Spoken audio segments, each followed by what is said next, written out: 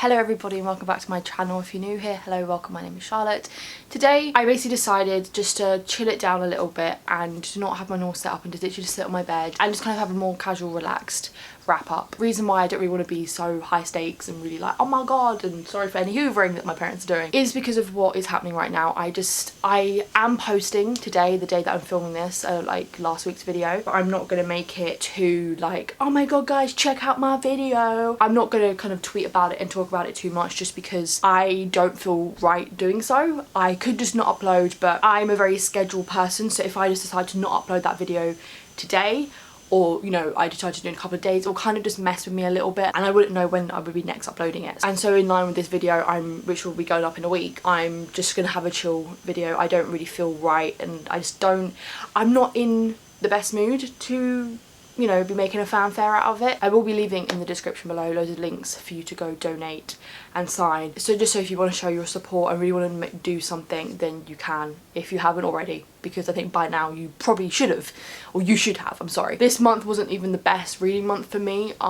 Even now, it is the 31st of May, so usually I don't film wrap-ups this early. I like to wait until, you know, the month is definitely over. I've just kind of haven't read the past couple of days and I don't think I really will today, just because I just not in the mood. I have no motivation to do so. I have 5 books here to talk about, and one of them I literally started a few days ago, read like 40 pages, and then I kind of just stopped and just, you know, put it down. It was a reread, so I'm not really too worried about it. So this month hasn't been the best. I haven't done any statistics either, so this is a very chilled, not very in your face wrap up, and I apologise for that, but I don't think I should have to. So I think without further ado, we should just jump straight in. So the first book that I read this month was King of Scars by Leigh Bardugo. I read this along with some people I'm friends with on BookTube in our group chat. Some of us have been reading the Grishaverse book for the first time, and we eventually got around to the most recent book, King of Scars. I really enjoyed this. I think I gave it a 4 out of 5 stars and I had a lot of fun. I wasn't the biggest fan of the Grisha trilogy. I just don't think it was the best, and there was a few elements it just kind of was very frustrating. It wasn't my favourite, but I did read Six of Crows duology a couple of years ago and I really enjoyed that. So I was kind of going to go into this with mixed expectations of, I didn't like the Grisha trilogy, but you know, her writing's improved and I liked Six of Crows, so I was hoping that I'd like this, and I did. I really did enjoy it. It wasn't like god tier, but it was a lot of fun and I did enjoy it, and as we got through the book and more stuff happened and I was more engaged with it, it was a lot of fun, and I just really enjoy these characters. Nikolai is a sweetheart. I love him so much. He's just everything. He's beautiful, and Zoya is just the most badass woman I know, and I love her so much. Nina, again, is just such a powerful woman. Like, both the main female characters in this are very strong and powerful, and I just love them a lot. The ending of this book got me shook. I was very much like, what's happening? And this book heightened my love for the show and my excitement for the show. I really did enjoy this book, and I'm very excited to see, I think this is a duology, so I'm excited to see when the next book comes out and what's going to happen, because, you know, there was a bit of a cliffhanger. I'm just saying, there was a bit of a cliffhanger. I just had a lot of fun. The next 2 videos I read as a part of a secret TBR new reading vlog series that is already up on my channel, so I'll link that in the description below for you to go check out. This vlog series is called This Versus That, which is a vlog series where I take 2 books and I kind of compare them. You know, they might have a common theme. It might not always be comparing 2 books. It might be comparing 2 books and something else, which I will be doing in June. But for this month, I did a comparison between the highest and the lowest rated books on my Goodreads TBR. So the highest rated book was The Name of the Wind by Patrick Rothfuss. I ended up giving this a 4. I think it was just a 4 out of 5 stars. Yes, a 4 out of 5 stars.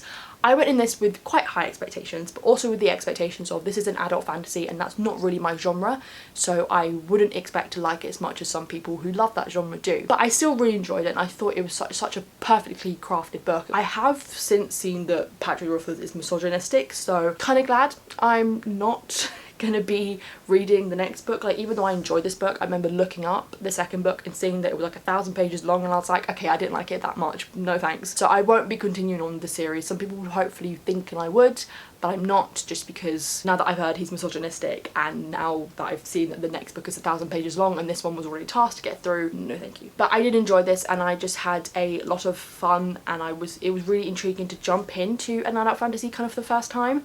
I've always been very intimidated by them, but I actually had a lot of fun and really took my time understanding and getting to know and engaging with the story and the plot and the world. There were some elements that, you know, bothered me, and now that I've heard he's misogynistic, I kind of see where my gripe about the female character is coming from. I can kind of, you know, it's kind of supporting it. What I found with the female character in this, she was very much like that. She's the romantic interest, obviously. I just found that she was very much like, oh, I'm a mysterious, you know, going off with loads of men woman, and like, that's fine. Like, obviously I'm not saying that a woman can't, you know, go and be off with as many men as she wants. I felt it was being done so we wouldn't like her because she's going against and she's annoying and she's letting down, almost, if that's the right word, our main character. So our main character is like in love with this woman and she keeps, you know, disappearing and keeps going off with other men when, you know, he wants her to be with him. It's fine, like, I don't care that she wants to be with, you know, she can go and be with as many men as she wants, but you're writing it to make it as a bad thing, and you're writing it to make us kind of not like her. But other than that, the other characters and like the male characters obviously were good, and I really liked our main character. Everyone in this book is pretty flawed, and I like that. Like, I like a good flawed character, and the university setting of this book was really good. If you don't know what this book is about, it's about our main character who is, in the beginning of the book, is working in this inn,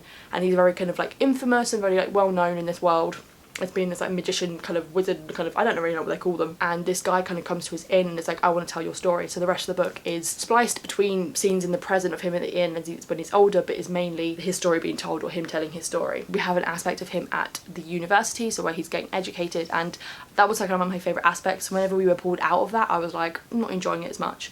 But overall I did enjoy it, and I don't think it lives up to the hype that I think everyone puts it at, but that is predominantly because adult fantasy is not my genre.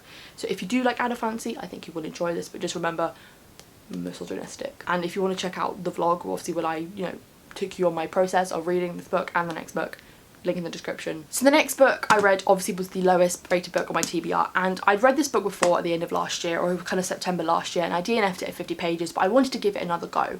So I decided to read it for this video, and I DNF'd it and I hate it and I just don't want to ever think about it ever again. And that is Zenith by Sasha Olsberg and Lindsay Cummings. I feel like I have to, before anybody, you know, comes to me, I just want to put a disclaimer that I don't hate Sasha. I just don't like this book. I hate this book.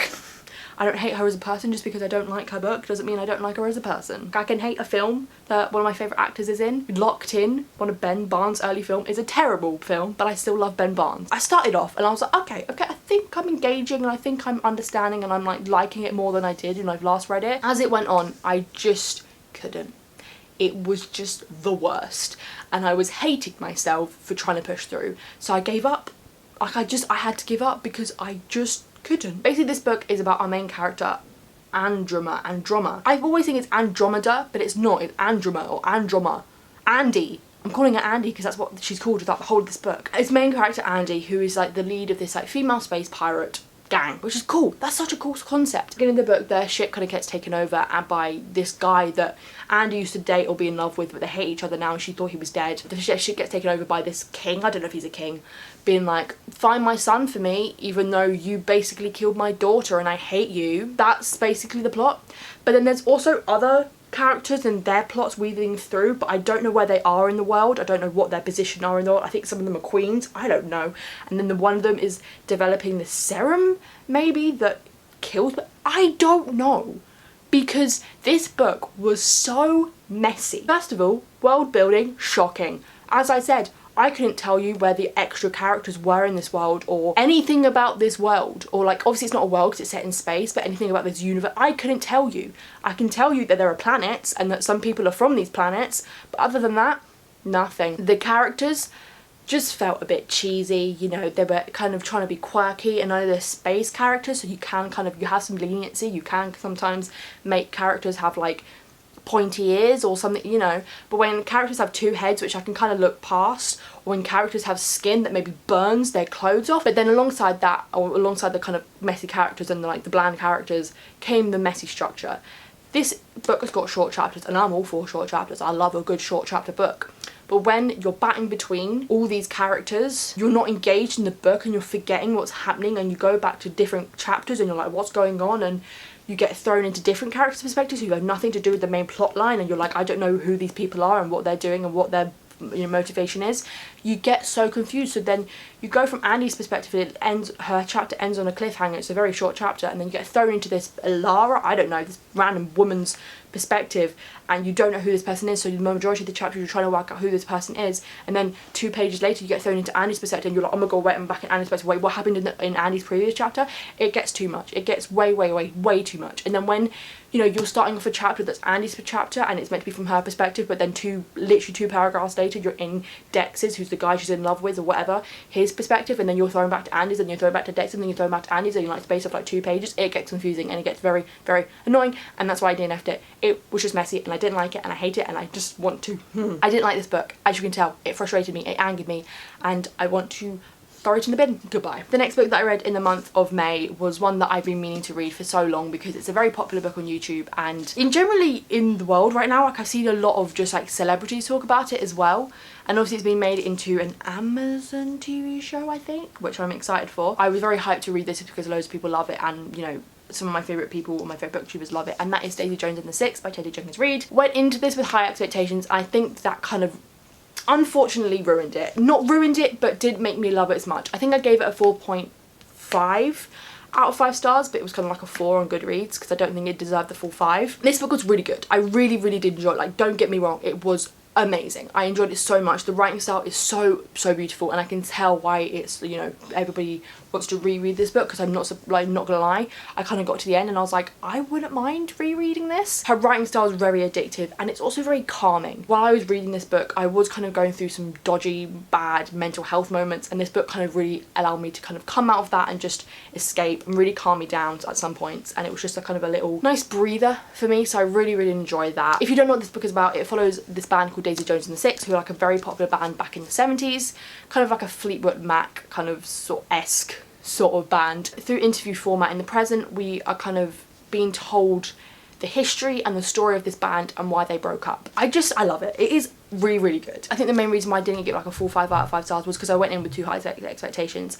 I expected it to be amazing. I expected it to be the best book I've ever read. Even though it wasn't, it was still really good. The characters are just brilliant, especially the main characters. They're all very complex and they're all very flawed. Once again, flawed characters are my thing. I love them. You really get into their minds and you really get to form your own opinions on them, but then because it's an interview format and you sometimes get one situation and you get somebody telling you about it and then somebody else telling you about it, you get different perspectives. One person might remember the situation in a different way to the other person, and that's what I really enjoyed about it, like that kind of two-sided or multiple-sided perspective of a story. I think the only or the other downfall to this book was the side characters or the background characters. I think everybody beside Graham, Daisy, Karen, Billy, basically people like Warren and Eddie and Pete, and if I'm forgetting anybody else in the band, that kind of shows, they were very much interchangeable. Maybe it's just me and not me paying attention at the beginning and, you know, making efforts to remember and distinguish them. For me, I just kind of sometimes went, wait, but who are they in the band? Like, what do they play? What, you know,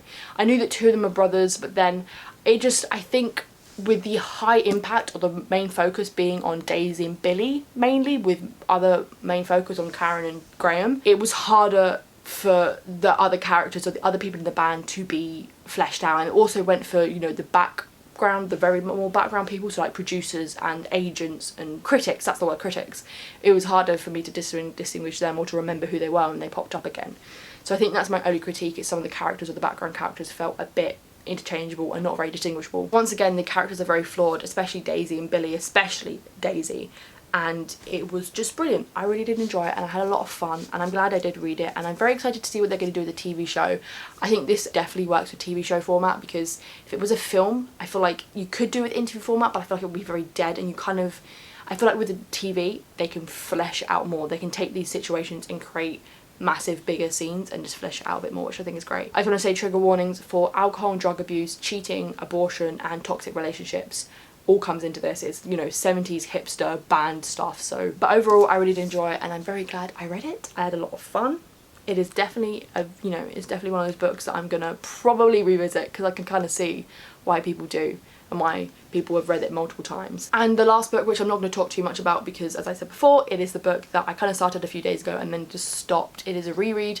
I just haven't been in the motivational mood to read. That book that I picked up, you know, to reread, just I kind of needed a book I wanted to read a book that was calming, and you know, I could easily read, and that is Lion, the Witch and the Wardrobe by C.S. Lewis. I've just been in a very big Narnia mood at the moment, just because Ben Barnes, I'm always in a Narnia mood. I just decided to reread this just for the memes. I did actually tab a little bit. I wasn't going to, but then when I was reading it, I kind of decided that I wanted to maybe underline some moments that I'm like, I remember that very vividly from the film, or that is very exact to the film.